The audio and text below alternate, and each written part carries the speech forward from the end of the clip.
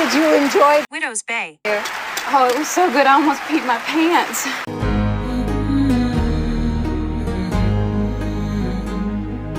Greetings, fellow mortals. Just a reminder, saying it's just my opinion is for cowards. You know, 1 year ago, I wouldn't have given Widow's Bay a chance. One, because of the horror genre, I just wasn't into it at that time. And two, because it was on Apple TV. And who had Apple TV? But the surge of amazing stories from the horror genre and the excellent series on Apple completely changed my perspective. I have been prolonging and procrastinating with the second season of Severance as long as conceivably possible because it is officially one of my favorite shows ever, and I know that the next season will not come out for a couple of years. But I was still paying for a subscription service, so I decided to dive into what was advertised as what was the number 1 or 2 show for that week that I looked at the top charts, and that was Your Friends and Neighbors. I mean, it's alright, like... Alright, all joking aside, I struggled to get into that one. I'm going to keep trying. Nothing wrong with it, but it feels a bit too breakneck speed in the first few episodes with a hell of a lot of testosterone and no real end goal in mind. Things could change as I give it more of a chance, and I don't hate it, but I didn't love it at the start either, not like Widow's Bay. Now, this one came as an absolute surprise to me because no one recommended this to me. I received no ads for this show. None of my friends talked about it. It was just an excellent series being put out week after week without Apple proclaiming that it was the best show of 2026, and it was coming out under our noses without any of us being aware of it. But why? Why would you do that? Why would you do any of that? With Pluribus and Severance, that is 3 home runs for Apple, so I have to give them credit at the very least. And in many ways, the 3 shows that I like are at least parallel to the horror genre in some way, with everything in Pluribus and Severance being outright disturbing at the very least. But Widow's Bay is definitely straight up a love letter to horror in every conceivable way. Both in terms of playing the trope straight, meaning that the series outright does everything you might expect it to without any irony or winking at the camera at all, along with subverting those tropes in unique ways, both for the case of comedic effect and straight up tension. Before I get too far into this, Widow's Bay is a 10-episode first season of an excellent horror show set in the titular Widow's Bay, an island off the coast of New England. The series follows the main character, Tom Loftus, the mayor of said town. And the first thing that you need to know about Tom is that he is exactly what you think of when you picture a small town politician. While deep down, you can tell his heart is in the right place and that he does want to improve the lives of the people around him, he is undeniably selfish and cowardly to the point that he fails to do the right thing because of his own desires and his own fear of being disliked. But despite that, there's an undeniable charisma within him that makes you understand why people would actually vote for him. I have done nothing wrong ever in my life. His goal is to make Widow's Bay a tourist location. That way they can bring in more people and money to improve the overall living conditions on the island. And you can tell he actually does want to achieve this admirable goal for reasons beyond himself. He just doesn't like to be disliked or uncomfortable or the bad guy in any conceivable way. In fact, the only real person that he stands up to at the very beginning of the series is the old man Wick, who is constantly screaming that the paranormal activity across the island will slaughter everyone. And guess who Tom should have listened to and who his character arc revolves around? Oh, it's so obvious. I would have never thought of that. Played by the excellent Stephen Root, Wick acts as the sage and mentor character to a reluctant Tom. think if Dumbledore or Gandalf were far more paranoid than what they actually were, because the town is obviously haunted, and Tom knows this deep within his heart. He's just in denial because he doesn't want to face the difficult issues and the consequences of his own actions. He is the character who makes the dumb choices simply because he is not socially brave enough to make the hard and dirty decisions which make him feel bad and inconvenience him. And this includes his own son, Evan, who is a perfectly portrayed teenager because of how much I dislike this kid. This isn't a criticism, by the way, of the actor or the writing. It had perfect writing and had perfect acting.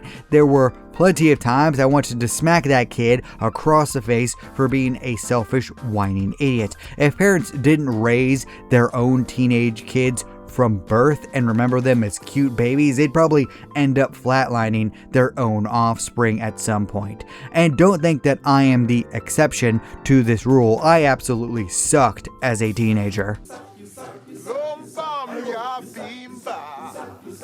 Compare this to the second main character, Patricia, an awkward woman who is treated as an outcast by the other woman on the island because she claimed to have been stalked by the serial killer, the Boogeyman, but was the only survivor. Thus, no one believes that he actually broke into her house and tried to kill her. And I have to say that her episodes were my favorite of this series. I don't want to spoil what happens, but I will say that she's what you want a horror protagonist to be like. From her perspective, basically every conceivable time, based on the information that you and she has, you can completely understand the decisions that she makes, even when the supernatural is messing with her head. And through everything, she somehow keeps her friendly, polite, and understandable nature. She was by far my favorite character in the entire show. I've only had Arlo for a day and a half.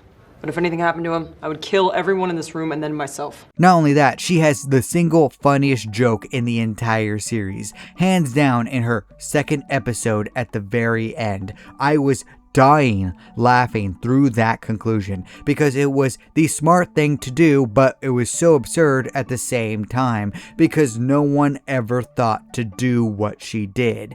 And that's the aspect of Widow's Bay which is so surprising. Just how funny every single episode actually is. There was at least 1 or 2 times every episode where I had to pause the show because of how hard I was laughing. I kid you not, I was openly apologizing to my wife while we were watching this because I couldn't stop cackling at what was happening. This was the funniest show that I have seen in this year. And this isn't really even just about dark humor, just characters playing off each other in naturally awkward situations. It was hilarious because we've all been there where you're exasperated by quirks from people around you in serious situations. Can you just turn down your weirdness for about 5 minutes so that we can get through this disaster? No? Okay, thank you so much. That actually is pretty funny. Because just as much as Widow's Bay is a serious drama about this small town, it's also a horror parody. Yes, like Scary Movie or American Horror Story, except better. Far better. Sorry, not sorry. I've never been fond of that series all that much. They simply don't seem to take themselves seriously enough for me to care about what's happening in the show. There were also logic pulls or absurd crude jokes or turning to weak at the camera a bit too much. Just not for me, like Widow's Bay is for me, because the key to an excellent parody is that the people behind the scenes need to appreciate and love the genre. Austin Powers comes from a place of love for James Bond. One Punch Man comes from a love of superhero comics. Spaceball comes from a love of Star Wars and sci-fi in general.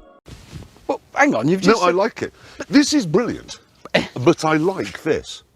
It's what separates Widow's Bay from basically everything else. The people behind the scenes of the show love horror as a genre, because just as much as they poke fun of the general tropes of scary stories along with the characters that are in it all the time, over and over and over again, they still go out of their way to write a gripping drama filled with interesting events and characters that you can understand and relate to. Tom's denial makes perfect sense, because we would deny supernatural stuff happening around us in our real lives. Wick's paranoia makes perfect sense, because if we saw what he has seen, we would be paranoid too. Patricia's actions to her problems always make perfect sense from her perspective. It's what reasonable people would do. Sheriff Clemens not wanting to deal with any of this makes perfect sense, because that would be my reaction if my small town, easy gig suddenly got interrupted by demons from hell. I only wish that they did a little bit more with Besher Clemens throughout the first season. I really wanted him to have his own episode, but that will need to wait for season 2. Screw you guys. I'm going home. But Carmen, we're trying to... screw you guys. Just as humorous as the show is, they actually do play with your tropes in a serious way as well. There is just enough twists and turns in the writing to keep you guessing about what will happen next. So much so that it actually wasn't correct in my top 3 guesses about the twists at the end. No spoilers, of course. All I'm saying is at the very start, I had 3 guesses about what was going to happen, and then they were all wrong to some degree. Not completely, but still just enough wrong that they weren't completely right. I'd give myself maybe a 60%, which is still a failing grade. But the show does an excellent job keeping the tension mixed in with the humor by having characters that you care about in the middle of all of this, taking this very seriously, because this is their lives and it's deadly serious to them. They're not treating it as a joke, even as we laugh at some of the absurdity of it all. It's a level of writing that I didn't expect going into this series.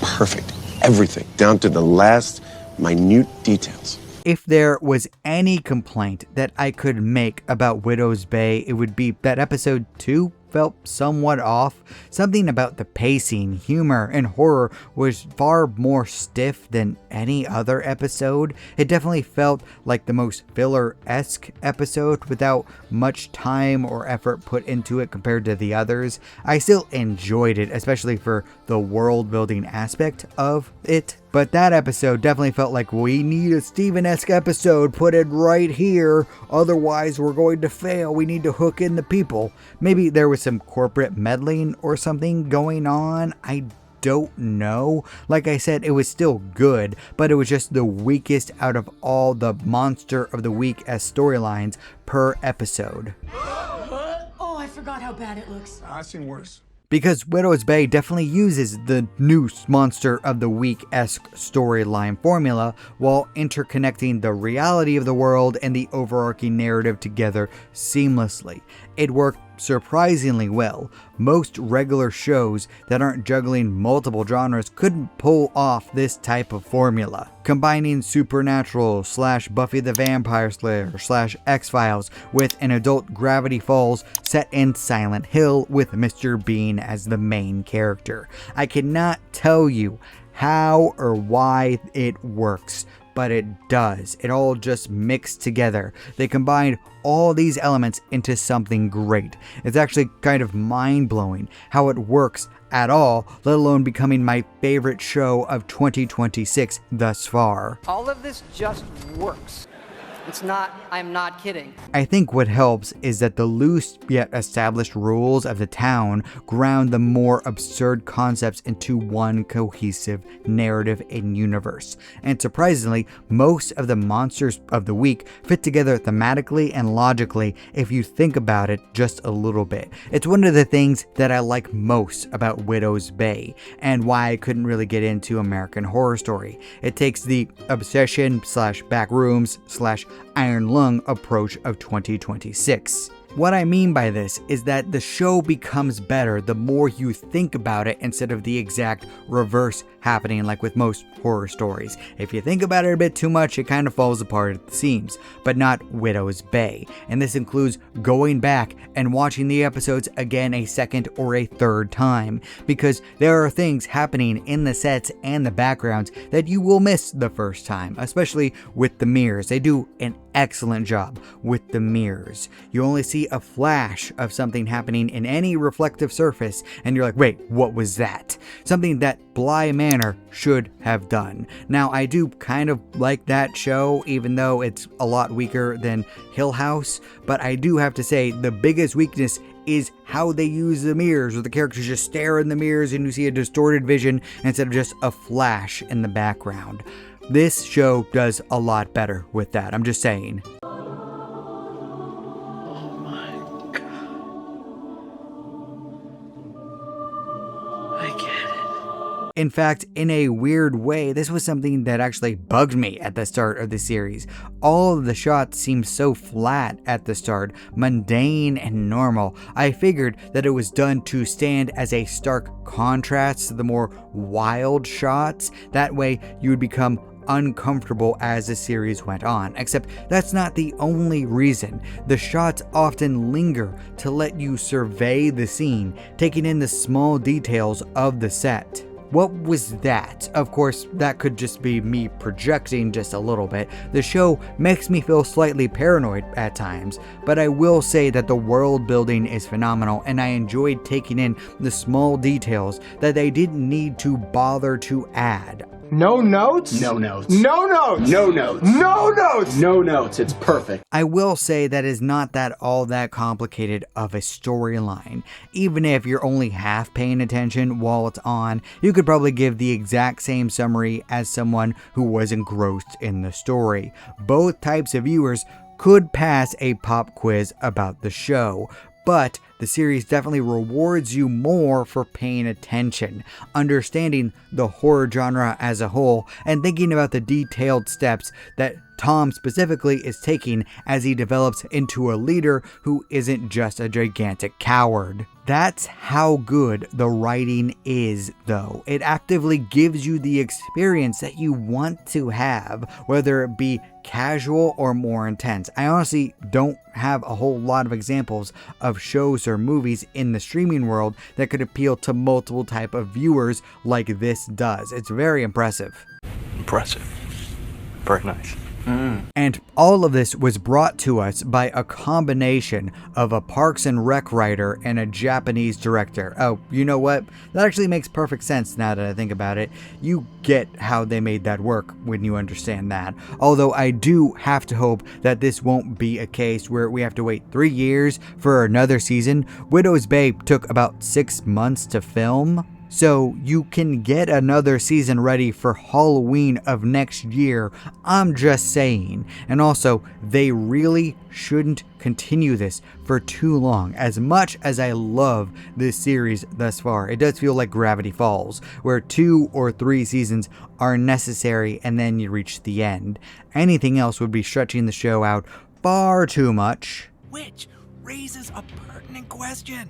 What is taking so long? Because the timing of the episodes is actually pretty perfect. They aren't hour-long slogs, but at the same time, they give you just enough that it makes you want to keep going. I swear to God, I am so sick of filler and fluff. You watch an episode of Widow's Bay, it's the perfect amount of time. They don't draw things out for extended watch time for this streaming service. They entertain you, they scare you, they make you laugh, and then they duck out of there. Thank you, Widow's Bay. I appreciate the effective use of every single minute in your show, because these overly long movies and shows are making me lose my mind at this point. But Widow's Bay is basically perfect, and you should definitely go watch it. Now we play the waiting game. No, the waiting game sucks. Let's play Hungry Hungry Hippos. But what do you think? Have you seen Widow's Bay yet? Have you not? Do you want to? What do you think of the horror genre and how it's kind of being turned on its head as of 2026? Please leave a comment down below. I'd love to hear your thoughts. And remember, if you disagree with everything I have to say, that is perfectly fine. After all, everyone is entitled to their objectively wrong opinion. work here is done. Thank you all so much for watching. You're still here? Good night, everybody. Thank you. You bye. Boom. Do not despair.